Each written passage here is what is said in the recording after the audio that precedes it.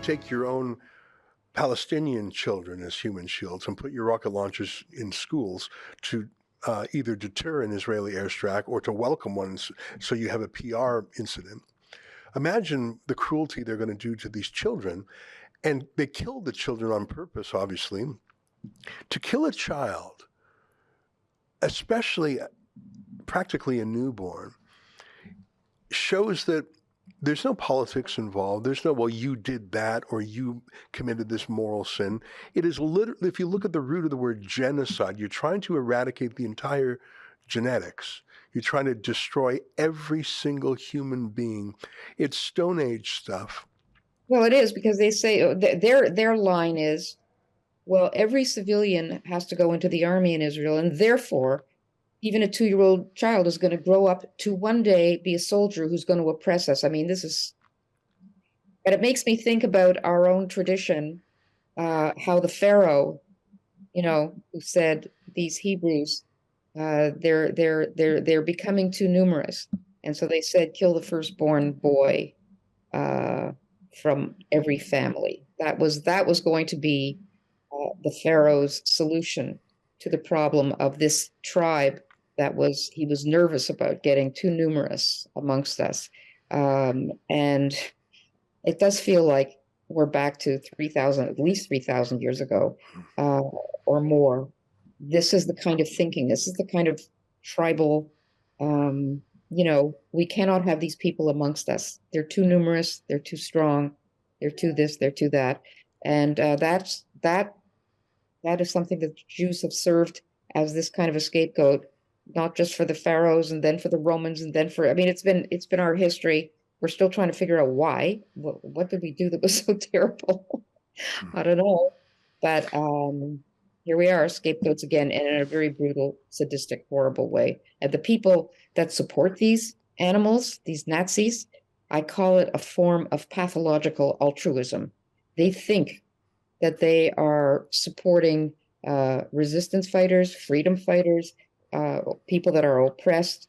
They have just simply, they're ignorant, but they want to be in on something revolutionary. This is what young people thirst to be part of a revolution. They want to see blood run in the streets. They don't want it to be their blood, but they get, to me, I don't know, Ezra, I maybe call me a little crazy, but there is something in human nature that gets an erotic thrill. This is like this willingness to see this kind of depraved bloodlust manifest itself.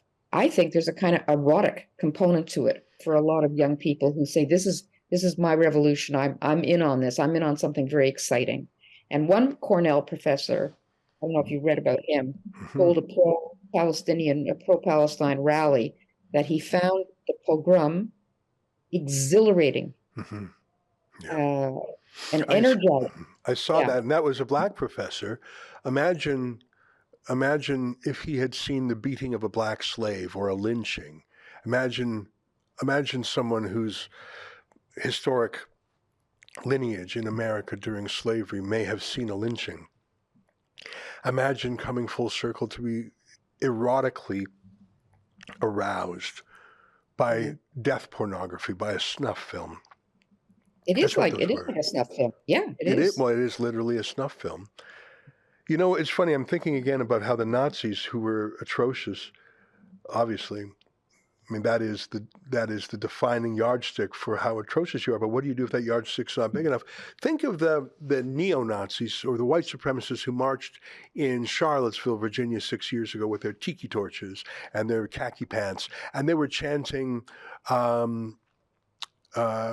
we will not be erased, or we will not be replaced, or the Jews do not control us, or something like that. Like it was racism about, they said something, I can't remember what it was exactly, but it was they said all those things. It's true. I remember. Yes. And basically they indicated that this was a racial battle for them. They didn't like the Jews much. They didn't like non-whites.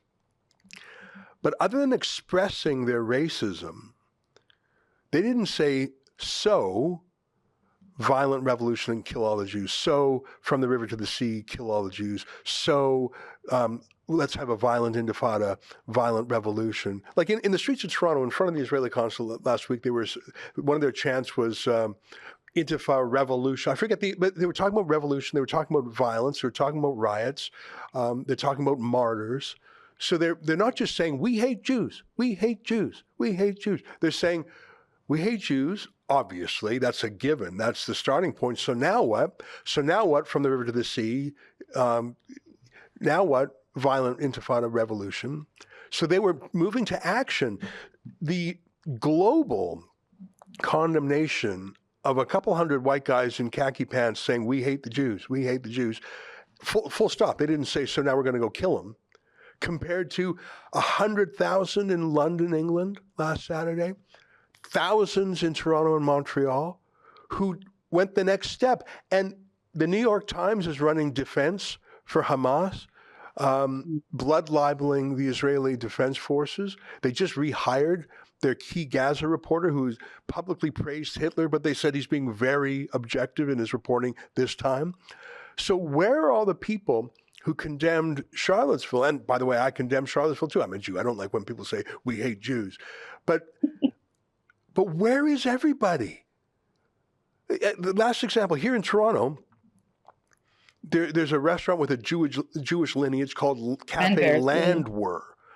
It's just a name. Started in Berlin in 1919. The family had to flee the Nazis.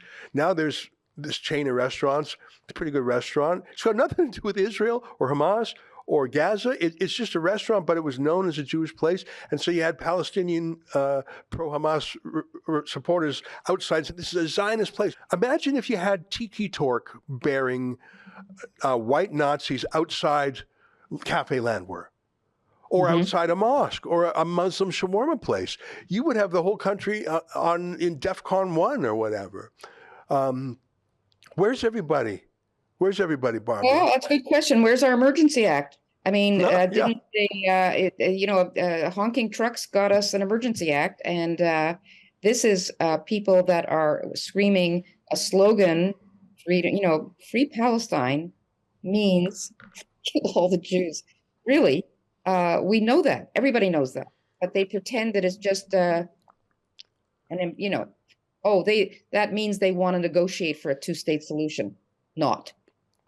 That's at least we can dispense with the depraved hypocrisy that really, if only they had their own state, or if only they had the right, they'd gotten the right offer of a decent state of their own, that this wouldn't have arisen.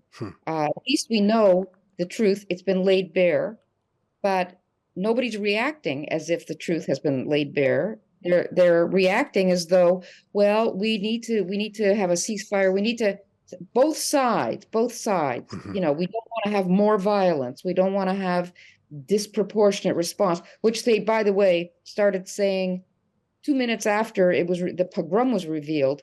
They started saying, we're feeling grief over the disproportionate response that we know is coming. Yeah. Like nothing had even started yet. There had been no response. And already they were changing the narrative to poor us.